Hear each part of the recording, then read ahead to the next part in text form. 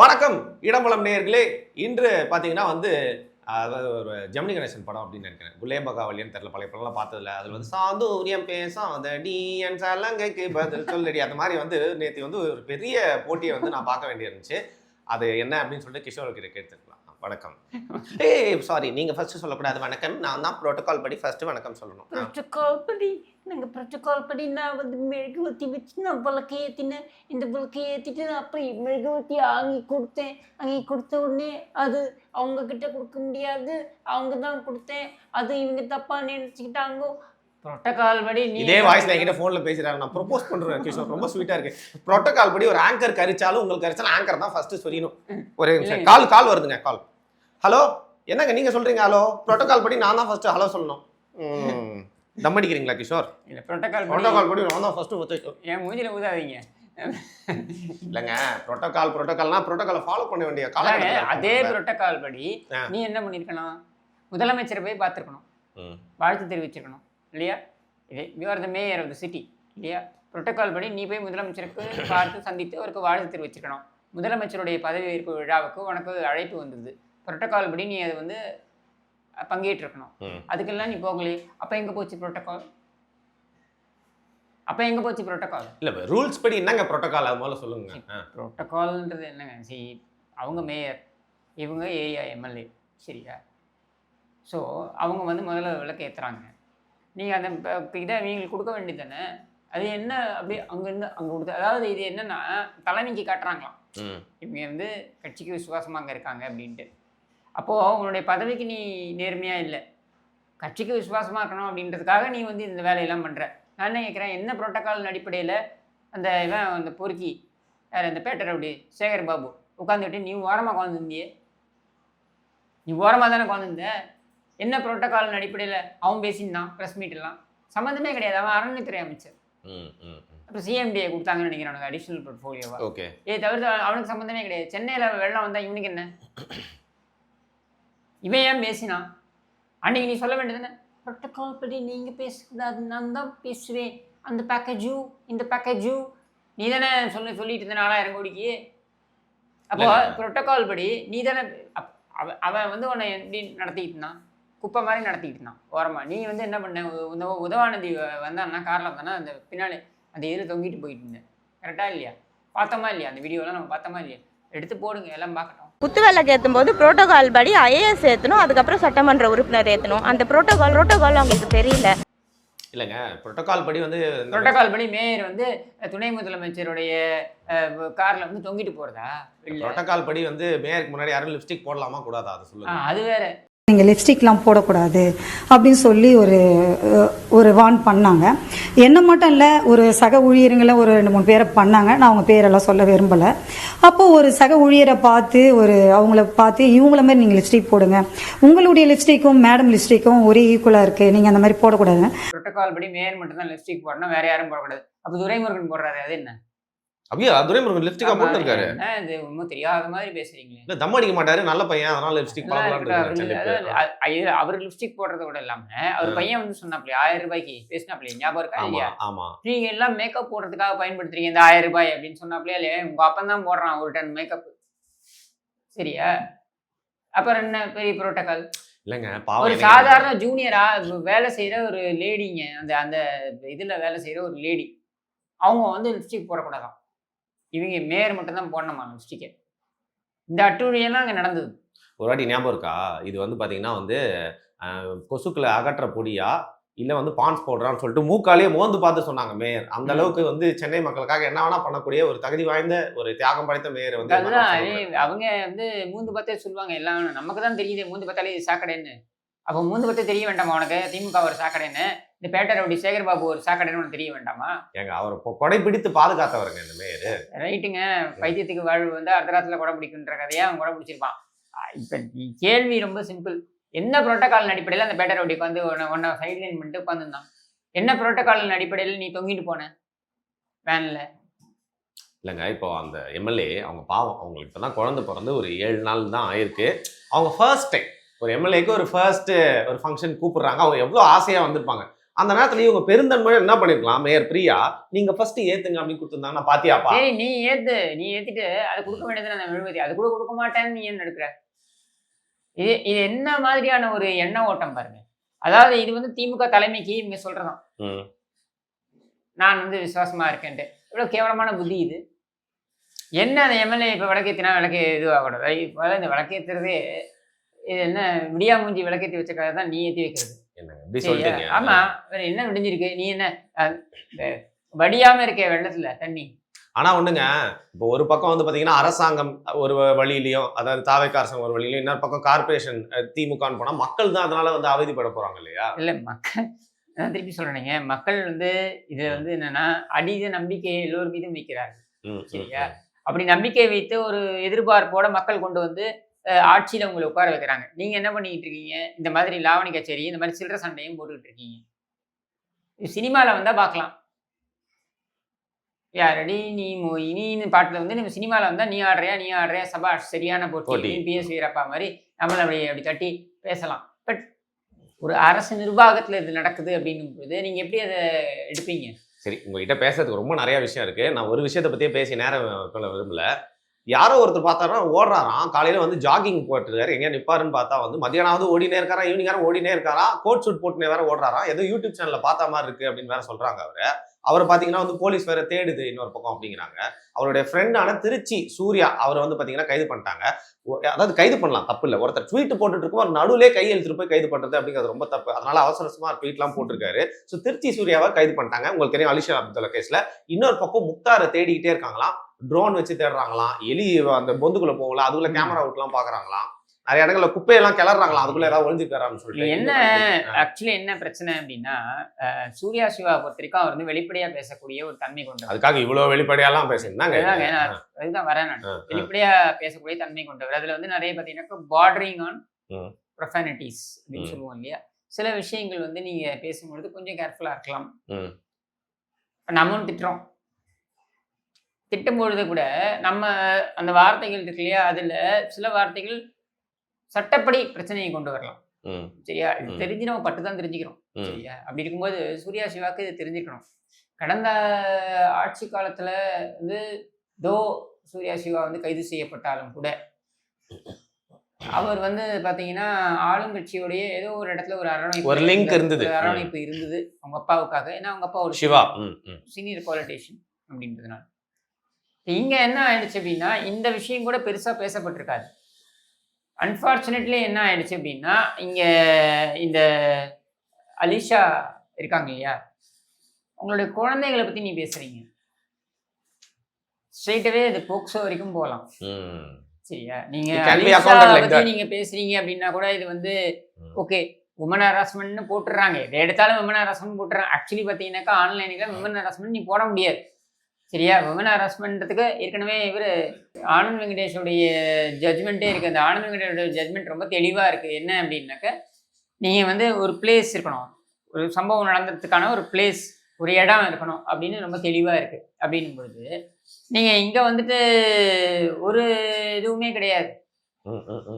ஆன்லைனில் யாரோ என்னமோ பேசுகிறான் அப்படின்றத வச்சுக்கிட்டு நீ வந்து நடவடிக்கை எடுக்கணும். பொதுவாக நான் சொல்கிறேன்னு டிஃபமேஷன் போடலாம். இப்போ அலிஷா தப்பா பேசிட்டாங்க அப்படின்னா அலிஷா வந்து டிஃபமேஷன் போடலாம். டிஃபமேஷன் கேஸுன்றது பார்த்தீங்கன்னாக்க நீங்கள் அவதூறு வழக்கு நீதிமன்றத்தில் போட்டு நீதிமன்றத்தில் நீங்கள் கொண்டு போய் நிறுத்துங்க, அதை தண்டனை வாங்கி கொடுங்க. சரியா? இது ஒரு நார்மல் லீகல் ப்ரொசீடிங். இப்படிதான். சரி, இவங்க என்ன பண்ணுறாங்கன்னா, கைது அப்படின்னு போறீங்கன்னு வைங்க, வன்முறையை தூண்டினா கைது பண்ணலாம். சரி. இப்போ 2 சமூகத்துக்கு நடுவில் வன்முறையை தூண்டுறாங்கன்னு வைங்க, ஒரு சமூகம் இன்னொரு சமூகத்தை வன்முறையை செய்யணும் அப்படின்னு தூண்டுறாங்கன்னா நீ கைது பண்றது டைரக்டா அரெஸ்ட் பண்ணலாம். ஒரு அமைதிக்கு குந்தகம் விளைவிக்கக்கூடிய விஷயம் அப்படின்னு பண்ணலாம். 2வது, ஆபாசமா ஒருத்தங்களை மிரட்டி தாக்குதல் நடத்தியிருக்காங்க அப்படின்னா சரி கைது அப்படின்றது இன்னெவிட்டபிள். பட் ஒரு கருத்தை தெரிவித்தார் அப்படின்றதுக்கு கைது இருக்கு இல்லையா? சில பேர் என்ன நான் சொல்றதை ஒத்துக்கலாம், சில பேர் ஒத்துக்காம போகலாம். ஏன்னா இந்த முக்தார்லாம் நான் கைதாகணும்னு நிறைய வேலை செஞ்சவர். சரியா? நீங்க கைதாகணும்னு அவர் வேலை செஞ்சாரு. நிறைய பேர் சொல்லலாம், நீங்க போய் அவரை இன்டர்வியூல உட்காந்தீங்கன்னா நாளைக்கு MK ஸ்டாலின் வந்து உட்காந்து ஒரு இன்டர்வியூ அப்படின்னா நான் போய் உட்காந்து பேச தான் பேசுவேன். என் கருத்தை நான் சொல்ல போகிறேன், அவ்வளோதானே. இது என்ன முக்தாரோட நீ போய் இன்டர்வியூ கொடுத்தீங்கன்னா முக்தாரோட நான் இன்டர்வியூ கொடுக்க, முக்தார் மட்டும் இல்லை, கலைஞர் டிவிலேயே நான் கூப்பிட்டு இன்டர்வியூ கொடுக்க சொன்னாலும் நான் இன்டர்வியூ கொடுப்பேன். உங்களையும் ஸ்டாலினையும் ஒரே ஃப்ரேம்ல பாக்குற அளவுக்கு இன்னும் தமிழ்நாடு அதுக்கு ப்ரிப்பேர் ஆகல. அது ரைட்டு, ப்ரிப்பேர் ஆகுதோ இல்லையா, நான் ப்ரிப்பேர்டா இருக்கேன்றதை நான் சொல்லணும். இல்ல எனக்கு என்ன, நான் ஓப்பனா சொல்றேன், உடச்சு பேசுவோம். திமுக ஆட்சியிலையும் இவர் உப்பு தின்னதுக்கு தண்ணி குடிக்க மாட்டார். நான் தாவேக ஆட்சியிலையும் வந்து பாத்தீங்கன்னா ஓப்பனா பேசுறேன். திருமாவளவன் அவர்கள் அவருக்கு ஆதரவு கொடுத்து ஒழிச்சு வச்சிருக்காரு, இல்ல அவருக்கு ஆதரவு கொடுக்குறாரு, தப்பிக்க வைக்கிறாரு சொல்றாங்க. இன்னொரு பக்கம் வந்து ஆதவர்ஜன் அவருடைய பங்கும் இருக்கு, இன்னும் கைது செய்யப்படல சொல்றாங்க. இது எந்த விதத்தில் நியாயம்? மற்ற ஊடகவியலாளருக்கும் முக்தாருக்கும் அப்போ வந்து என்ன வித்தியாசம் நான் கேட்கிறேன். நான் அந்த விஷயத்துக்கு வரேன். பட் அதுக்கு முன்னாடி நான் என்னோட கேள்வி, இது வரைக்கும் ஏன் முக்தார் மேல இந்த வழக்குகள் நீதிமன்றத்துக்கு ஏன் போக மாட்டேங்கிறாங்க? ஏன் நீங்க நினைக்கிறீங்க? கம்ப்ளைண்ட் பண்ணதோட அவங்க வேலை முடிஞ்சிச்சுன்னு நினைக்கிறாங்க, போலீஸா நடவடிக்கை எடுக்கணும்னு நினைக்கிறாங்க. ஏன் நீங்க கோர்ட்டுக்கு போங்களேன், கோர்ட்டுக்கு போய் முக்தார் கோர்ட்டுக்கு வரவழைங்களேன். ஓப்பன் ஷட் கேஸ் இது, முக்தார் தானே பேசினது, வீடியோவில் முக்தார் தானே பேசியிருக்காரு, வேற யாரோ பேசல. அப்போ முக்தார் இதை பேசுறாரு, இது பேசுறது வந்து அவதூறு அப்படின்னு அவதூறு வழக்கு போட்டு கோர்ட்டுக்கு கூப்பிடு, கோர்ட்டில் போய் நிற்க வையே, கூண்டில் ஏற்று பேச வையே, நிற்க வையே. ஏன் அதை பண்ண மாட்டேங்கிற? சரி, சங்கருக்கு சொல்றது தான் இதுக்கும் பொருந்தும். நீங்க அருண் ஐபிஎஸ் வந்து அவர் மேல நீ குற்றச்சாட்டுலாம் வைக்கிற, சரி வம்பு மாதிரி அத்தை பாட்டி கதை மாதிரி வம்பு பேசிக்கிட்டு இருக்கே, போய் கேஸ போடு, கோர்ட்ல போடியா, கோர்ட்ல கூட்டு வாயா, கோர்ட்ல கூட்டு வந்து நீ நிரூபணம் பண்ணு. எவ்வளவு நாளைக்கு பேசிட்டே இருப்ப? டிஜிபி வழக்குல சுப்ரீம் கோர்ட் வரைக்கும் கொண்டு போய் கேஸை நான் போட்டேன். ஏன் போட்டேன்? பேசிட்டே இருந்தா அது பேசிட்டே இருக்க வேண்டியதான். கோர்ட்டுக்கு போ, நிக்க வை, கேள்வி கேளு, அப்பதான் ஆக்ஷன் நடக்கும். அப்ப அது நீ அப்பதான் நீ சீரியஸா இருக்கன்னு அர்த்தம். இன்னைக்கு நம்மளுடைய நீதி பரிபாலனம் என்ன தெரியுமா? அவதூறு வழக்கு. இப்ப நீங்க என்னை பத்தி ஒரு அவதூறு வழக்கு அவதூறா பேசிட்டீங்கன்னு வைங்க, நான் உங்க மேல அவதூறு வழக்கு போட்டா நான் தான் நிரூபிக்கணும் அது அவர் குற்றம் செஞ்சிருக்காரு அப்படின்னு. நீங்க நிரூபிக்க வேண்டிய அவசியம் கிடையாது. நீங்க என்னன்னாலும் அவதூறு பேசலாம், நான் தான் நிரூபிக்கணும். இப்படிதான் சட்டம் இருக்கு. சட்டம் அப்படின்னு சட்டத்தை ஏத்துட்டு போங்க. சரி, இதான் முக்தார் பொறுத்த வரைக்கும் உங்களோட. அண்ட் இப்ப பாத்தீங்கன்னா திருச்சி சூர்யாவை மட்டும் நீங்க கைது பண்ணிருக்கீங்களா முக்தார்? அப்போ ஏன் நீங்க வந்து ஒரு கண்ணுல வெண்ணையும் ஒரு கண்ணுல, அதுதான் கேக்குறேன், நியாயம் இல்லலாம் கேக்குறேன். அப்போ திருமாவளவனுக்கு க்ளோஸா இருந்தா என்ன வேணாலும் பேசி தப்பிச்சிடலாமா? இல்ல அப்படிதான் இருக்கு இப்போ. இனி இதே முதலமைச்சர் அவர்களை பற்றியும் முதலமைச்சரோட இன்னொரு பெண்ணையும் இணைத்து இதே முக்தார் மிக மோசமா பேசியிருக்காரு. முதலமைச்சரை மிக ஆபாசமாக மிக மோசமா தம்ப்நெயில வச்சிருக்காப்ல. எல்லாம் போட்டு காமிங்க பார்க்கட்டும். அப்ப யாரு காப்பாத்துறாங்க? ஆளுங்கட்சி தரப்புல இருந்து அப்படின்ற கேள்வியும் வருது இல்ல. நீ திருச்சி சூர்யாவை கைது பண்ணதுனால நான் சொல்றேன், என்னைக்கு உள்ளபடியே இது போன்ற கைது நடவடிக்கைகள்ல உடன்பாடு கிடையாது. சரியா? இதை பார்வையாளர்கள் நிறைய பேர் வந்து ஆச்சா போச்சான்வாங்க. இது பாருங்க, நான் இந்த மாதிரியான விஷயங்களுக்கு கைது நடவடிக்கை, கருத்து சுதந்திரம் அப்படின்றதுக்கு கைது நடவடிக்கை என்பதுல நான் உடன்படலை. கருத்து சுதந்திரம் என்பதற்கு அளவு இருக்கு அப்படின்றத நான் ஏத்துக்கிறேன். அந்த அளவை எல்லையை யாராவது மீறினாங்கன்னா கோர்ட்டுக்கு போய் அவங்களுக்கு மேல நீங்க வழக்கு தொடரணும். அதை யாருமே பண்றது கிடையாது. மாறாக இந்த மாதிரி கைது பண்ணி பார்க்கணும். அது ஆக்சுவலி என்னை பொறுத்த வரைக்கும் ஒரு சாடிஸ்டிக் தாட் ப்ராசஸ். இன்னொன்று என்னன்னா, அரெஸ்ட் பண்ணாதான் அவன் இனிமேல் பேச மாட்டான். இது ரெண்டுமே தவறான எண்ணம் ஓட்டம். சரியா? நான் கேட்கறது ரொம்ப சிம்பிள். இது வரைக்கும் சூர்யா சிவா எத்தனையோ பேரை பத்தி பேசியிருக்காரு, எத்தனையோ பேர் அவங்களுடைய ஆட்சேபனைகளை தெரிவிச்சிருக்காங்க. இது வரைக்கும் வந்து பாத்தீங்கன்னாக்கா அந்த முக்தார் வந்து எத்தனையோ பேரை பத்தி பேசியிருக்காப்புல, அவங்க எல்லாருமே ஆட்சேபனைகளை தெரிவிச்சிருக்காங்க. இந்த ஆட்சேபனைகளோட ஏன் நிறுத்துறீங்க? ஏன் நீங்க வந்து ஒரு போலீஸ் கம்ப்ளைண்ட் கொடுத்தீங்கன்னா அதை கோர்ட்டுக்கு எடுத்துட்டு போங்க, ஃபாலோ பண்ணுங்கன்றீங்க. கோர்ட்டுக்கு எடுத்துட்டு போங்க, கோர்ட்ல வந்து நிக்க வைங்க, கூண்டுல ஏத்துங்க, ஒரு வாரத்துக்கு 3 நாள் கோர்ட்டுக்கு வரா மாதிரி வைங்க. அதுக்கப்புறம் அவன் பேசுறான் இல்லையா பார்ப்போம். அலைச்சல். கரெக்ட். சரி, இப்போ யாராவது ஒருத்தர் போயிட்டு இருக்காங்கன்னா போறவனை கூப்பிட்டு டேய் போடா அப்படின்னா எவ்வளவு கஷ்டமா இருக்கும். அந்த மாதிரி தான் செல்வ பெருந்தகை, எப்பேற்பட்ட தலைவர், எப்பேற்பட்ட statesman, what kind of parliamentarian. அவர் வந்து பாத்தீங்கன்னா இன்னைக்கு சட்டசபையில் இருக்கிறது ரொம்ப ஒரு பெரிய விஷயம், ஒரு பெருமை தமிழ்நாட்டுக்கு. அப்பேற்பட்ட ஒரு மனுஷனை தீபாவளி பெருந்தகை அப்படின்னு சொன்னா கரெக்டா இருக்கும். இல்லைங்க, இப்போ திமுக என்னதான் இருந்தாலும் திமுக பண்ண அட்டகாசம் அவங்க போயா துரோகின்றாங்க. நல்ல வேலை கெட்டு போன முட்டையை அங்க இருந்தா எடுத்து அடிச்சிருப்பாங்க போல இருக்கு மண்டையில. அதான் நான் சொல்றேங்க, நீ விதைத்தது தானே நீ அறுவடை செய்ய முடியும். இதே திமுகவில் பார்த்தீங்கன்னாக்கா இதே செல்வ பெருந்தகைக்கு பார்த்தீங்கன்னா ஸ்கிராப்ல, நான் சொல்றது ஸ்ரீபெரும்புதூர் ஸ்கிராப்ல பார்த்தீங்கன்னா அவருக்கு ஒரு கோட்டா மாதம் 3 கோடியோ 4 கோடியோ வரா மாதிரி இவங்க ஏற்பாடு பண்ணியிருந்தாங்க. யாரு? திமுக ஏற்பாடு செய்து வைத்திருந்தது. அது மட்டும் இல்லாமல் ரியல் எஸ்டேட்ல ஏகப்பட்ட தலையீடு, பஞ்சாயத்து, இதுக்கு எல்லாமே திமுக வாய் மூடி வேடிக்கை பார்த்தது. அதற்கு நன்றி கடன் செலுத்த வேண்டும் என்பதற்காகத்தான் நீங்க பாத்தீங்கன்னாக்க கடந்த தேர்தல் சமயத்திலேயே பாத்தீங்கன்னா ராகுல் காந்தி வந்து விரும்பியது விஜயோடைய கூட்டணி வைக்க வேண்டும் என்பதுதான். தேர்தலுக்கு முன்னாலேயே அந்த கூட்டணி அமைக்கப்பட வேண்டும் அப்படின்றதுதான் அவருடைய எண்ண ஓட்டமா இருந்தது. அதை இவங்க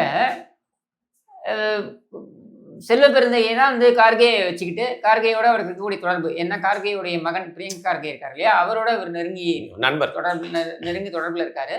பிரியங்க் கார்கேயோட ஒய்ஃப் அவங்க ட்ரீட்மெண்ட்டுக்காக இங்கே வந்தபோது கூட ஃபுல்லாக இவர் தான் சப்போர்ட் பண்ணாரு அப்படின்றதுனால அந்த மரியாதை என்றைக்குமே கர்கே ஃபேமிலிக்கு இவர் மேலே உண்டு அப்படின்றத பயன்படுத்தி அதுக்கு தேவையான கையூட்டை பெற்றுக்கொண்டு, சும்மாலாம் பண்ணலை, செல்வ பெருந்தகை தேவையான கையூட்டை பெற்றுக்கொண்டு இந்த சொம்படித்து கொண்டிருந்தார் திமுக கவர்மெண்ட்டுக்கு. சரியா? அந்த கூட்டணியும் வைக்கிற மாதிரி பார்த்துக்கிட்டார். இந்த கூட்டணியை நீங்கள் அப்பவே பார்த்துருப்பீங்க, ஏர்போர்ட்டுக்கு வந்திருப்பார் யாரு, அந்த இவர் மேலிட பார்வையாளர், அவர் வந்து ஏர்போர்ட்லேயே 1 மணி நேரம் வந்து வெயிட் பண்ணி இருந்திருப்பாங்க. 1 மணி நேரமோ 1.5 மணி நேரமோ. அது கடைசி வரைக்கும் அது இது பண்ணல. கிரீஷ் சோடங்கர் வந்து கடைசி வரைக்கும் அங்கேயே வெயிட் பண்ணியிருப்பாரு. அதுக்கப்புறம் தான் வெளில வந்து நேர அறிவாலயத்தை நோக்கி போனாங்க. அப்போ கூட ஸ்டாலின் வெளில வந்து அப்பதான் அங்கதான் ஆரம்பிச்சது, அங்கதான் அந்த ஆரம்பிச்சது, அதோட முடிஞ்சிருச்சு. இன்னைக்கு பார்த்தீங்கன்னா விஎஸ் பாபு எங்க போனாலும் இப்படி பண்ணிட்டு இருக்காரு. என்னன்னா இது எல்லாமே செல்ல பிறந்தகை செய்தது. இன்னைக்கு எதுக்கு போய் நீங்க நிக்கிற, உனக்கு வெக்கமானம் இல்லையா? காகிதம் இல்லத்துக்கு நீ என்ன சில அங்க ஒண்ணுதான் இருக்கா, இல்ல அவங்க போகும்போது தான் நீ போனோமா? நீ போனதுக்கு அப்புறம் நீ போக வேண்டியதானே. அதற்கு கலைஞர் சமயத்தில் கொஞ்ச நேரம் உட்காந்து போயிருக்கலாம், ஒரு தயிர் வடையாவது கிடைச்சிருக்கும். கரெக்ட். இந்த வெயிலில் ஒரு தயிர் வடை சாப்பிட்றதுன்றது நீங்கள் சஜஸ்ட் பண்ணுறீங்க. என்னதான் வந்து பல பேர் உங்களுக்கு தீங்குச்சுனாலும் நீங்கள் ஒரு நல்ல மனிதராக இருக்க ட்ரை பண்ணுறீங்க. கடைசியாக ஒரு முக்கியமான விஷயம், இந்த ஒரு பெரிய ஸ்கூப் ஒன்று கிடைச்சிருக்கு. இன்பநிதி இருக்கார்ல, ஜென்சி டிஎம்கேவோட தலைவர், அவர் விஜய் கட்சிக்கு தான் ஓடு போட்டிருக்காராம். தெரியுமா உங்களுக்கு? கடந்த தேர்தலில் உதயநிதி தாங்க சொன்னார். அண்ணா அறிவாலயத்தில் நடந்த மீட்டிங்கில் நம்ம எல்லாருக்கிட்டையும் ஓட்டு கேட்டோம், ஆனால் நம்ம குடும்பத்தில் ஓட்டு கேட்க மறந்துட்டோம். அவங்க எல்லாருமே வந்து பார்த்தீங்கன்னா வந்து நடிகர் கட்சிக்கு போட்டாங்க. ஒரு குடும்பம் இருந்தால் கேட்கலாம், வந்து தெருவுக்கு ஒரு குடும்பம் தான் கேட்கறது கஷ்டம். எங்க திமுகவே ஒரு குடும்பம் அப்படிங்கிற மாதிரி பார்த்து சொல்றாங்க. அது கேடுகட்ட குடும்பம். ஆனா திரும்ப திரும்ப திமுக செய்யற தப்பு என்ன, நான் கூட அந்த உதவாநிதியோடைய அந்த இதை பார்த்தேன். திரும்ப திரும்ப அவங்க செய்யக்கூடிய தப்பு என்னன்னா, அவர்களுடைய ஆட்சியின் தவறுகள், இந்த தவறுகள்லாம் நடந்ததுனாலதான் நம்ம வந்து போய் நம்ம வந்து வெற்றி பெற முடியல அப்படின்றது சொல்ல மனமே வரமாட்டேங்குது. உதாரணத்துக்கு நான் ஒரு பாயிண்ட் எடுத்து கொடுக்குறேன் உங்களுக்கு. இதை உதவாநிதி பேசியிருக்கணும் நியாயமா. என்ன அப்படின்னாக்கா, இந்த கூட்டுறவு வங்கிகள் கடன், இந்த கூட்டுறவு வங்கிகள் கடன் வந்து கடன் ரத்து அப்படின்றது பார்த்தீங்கன்னா, விவசாயிகளுடைய கடன் ரத்து அப்படின்றது பார்த்தீங்கன்னாக்கா செல்வி ஜெயலலிதா அவர்கள் 2012 2016 அந்த காலகட்டத்தில் பார்த்தீங்கன்னாக்கா அவங்க அறிவிச்சது கிட்டத்தட்ட 6000 கோடி ஒன்று அறிவிச்சு அதை அமல்படுத்தினாங்க. அதுக்கப்புறம் பார்த்தீங்கன்னா இவங்க எடப்பாடி பழனிசாமி அவர்கள் அவர் ஆட்சி காலத்துலையும் பார்த்தீங்கன்னா கிட்டத்தட்ட 2021 எனக்கு தெரிஞ்சு ஜனவரி மாதமோ என்னமோ தேர்தலுக்கு 3 மாதங்களுக்கு முன்பு பார்த்தீங்கன்னா அவர் ஒரு கடன் தள்ளுபடி பண்ணார். அது ஒரு கிட்டத்தட்ட 6000 கோடியோ என்னமோ வந்து மொத்தமாக பார்த்தீங்கன்னா 19000 கோடிக்கு இந்த கடன் ரத்துக்கள். இந்த கடன் ரத்து அப்படின்றதுக்கு வந்து நம்ம யாருக்கு பே பண்ணணும்? ரிசர்வ் பேங்க்குக்கு பே பண்ணணும். ஏன்னா நபார்ட்ல இருந்து வருது, அதனால நம்ம வந்து பே பண்ணணும். அப்போ ரிசர்வ் பேங்க் நம்ம விவசாயிகள் வாங்கிய கடனை நாம கட்டுறோம், அதாவது அரசாங்கம் கட்டுது. அப்படின்னும் பொழுது அது கிட்டத்தட்ட 19000 கோடி அசல் மற்றும் வட்டி, இது ரெண்டையும் சேர்த்து கட்டியிருக்காங்க. யாரு? கவர்மெண்ட். எப்போதுல இருந்து 2021 2026 வரைக்கும். சரியா? இப்போ நாங்கள் 19000 கோடி கட்டியிருக்கோம். 1000 ரூபாய் அது 27 மாதங்களுக்கு அப்புறம் தான் கொடுத்தோம். பட் இருந்தாலும் 1000 ரூபாய் அந்த ஊக்கத்தொகை கொடுத்தும், பெண்களுக்கான அந்த ஊக்கத்தொகை என்பதனை கொடுத்தும், வேறு சில சலுகைகளை கொடுத்தும், அதுக்கப்புறம் பார்த்தீங்கன்னா 5000 ரூபாய் ஒரே டைம்ல பணம் போட்டதா இருக்கட்டும், இதெல்லாம் செய்தும் கூட நாங்கள் வந்து இந்த நபார்டுக்கு இந்த 19000 கோடி ரூபாயும் நாங்கள் தள்ளுபடி செய்திருக்கிறோம். ஆனால் இப்பொழுது நீங்கள் வந்து உங்களால செய்ய முடியல. ஏன்னா நீங்க கொடுத்த வாக்குறுதியின்படி அது 45000 கோடி ஆகுது. இவங்க தாவேகா கொடுத்த வாக்குறுதியின்படி அது கிட்டத்தட்ட 45000 கோடி ஆகுது. இப்போ 45000 கோடி இதை கொடுக்கலாம். என்ன பிரச்சனைன்னா, இந்த மாதிரி வாக்குறுதிகளை கொடுக்கிறார்கள் என்பதனை புரிந்து கொண்டு ரிசர்வ் பேங்க் என்ன பண்ணிட்டாங்க, அவங்க ஒரு சுற்றறிக்கையை விட்டுட்டாங்க கடந்த ஆண்டு நவம்பர் மாதமே. அது என்ன அப்படின்னா, இந்த மாதிரி நீங்க கடன் ரத்து கொடுக்குறீங்கன்னா, இந்த கடன் ரத்துக்கான பணம் இருக்கு இல்லையா? இப்போ ஜெயலலிதா கொடுத்தத திமுக ஆட்சி வரைக்கும் பே பண்ணிட்டு வந்தாங்க இல்லையா? அந்த மாதிரி பண்ண முடியாது. 60 நாள்ல நீங்க கட்டணும்ட்டான். இது கடந்த நவம்பர் மாதமே இந்த இது வந்துருச்சு, அமலுக்கு வந்துருச்சு. இது இவங்களுக்கு தெரியாதா? நீ தேர்தல் வாக்குறுதியை கொடுக்கும்போது உனக்கு தெரியாதா?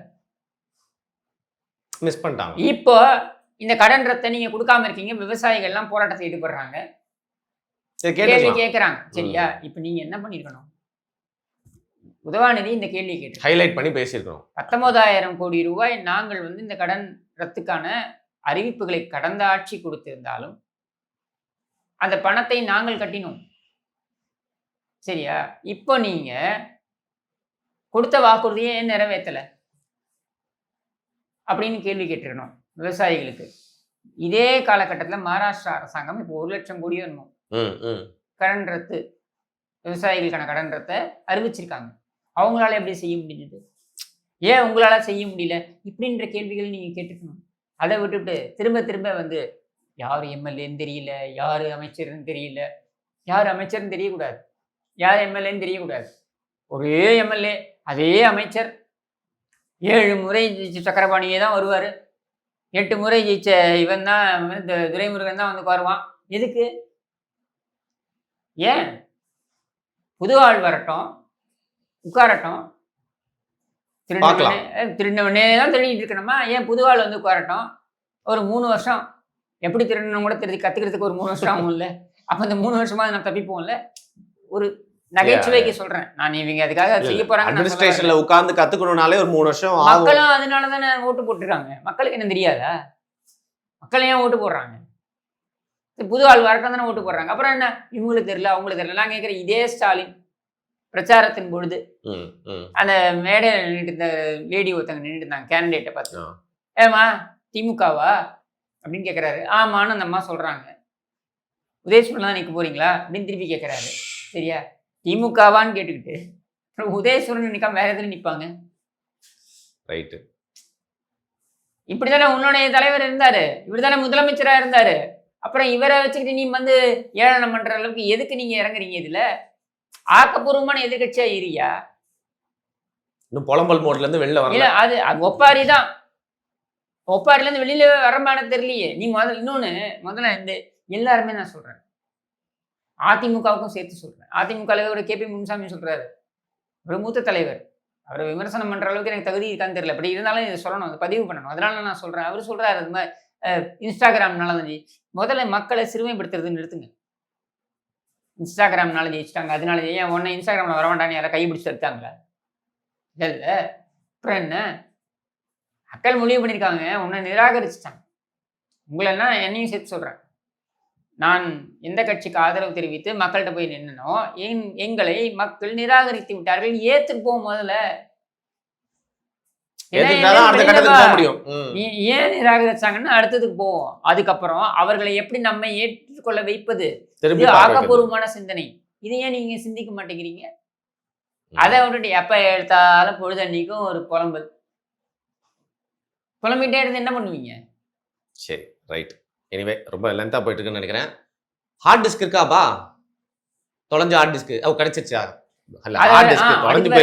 உண்மையிலேயே இந்த அரசாங்கத்துக்கு பாராட்ட தெரிவிக்கணும் நம்ம. ஏன்னா நேத்தி காணொலியில நான் பேசியிருந்தேன், விமர்சனம் பண்ணேன். ஒரு அமைச்சர் போய் ஆய்வு நடத்தியதுக்கு அப்புறம் எப்படி அது காணாம போகும், அப்ப அமைச்சர் தான் பொறுப்பு அப்படின்னு சொல்லிட்டு, உண்மையிலேயே இன்னைக்கு இந்த அரசாங்கத்திற்கும் உண்மையா முக்கியமாக காவல்துறைக்கும் பாராட்டு என்னன்னா, அதை பெங்களூர் வரைக்கும் போய் மீட் எடுத்திருக்காங்க.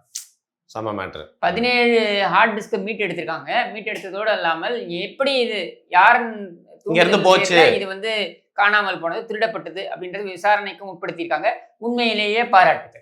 அரசாங்கத்தை விமர்சிக்கிற இடத்துல விமர்சிப்போம், பாராட்டு சொல்ற இடத்துல நம்ம பாராட்டவும் செய்வோம். சரி சரி, இப்போ வந்து எல்லாரும் பேசிட்டோம். ப்ரோட்டோகால் படி இது மாதிரி இன்டர்வியூ முடிச்சுக்க வேண்டிய டைம் வந்துட்டனால ப்ரோட்டோகால் படி நீங்க முதல்ல நன்றி சொல்ல போறீங்களா? நான் வந்து நன்றி சொல்லணுமா? as a senior ப்ரோட்டோகால் படி நீங்களே நன்றி சொல்லுங்க. இல்ல பரவாயில்ல, நான் நன்றி சொல்லவா? நன்றி, வணக்கம்.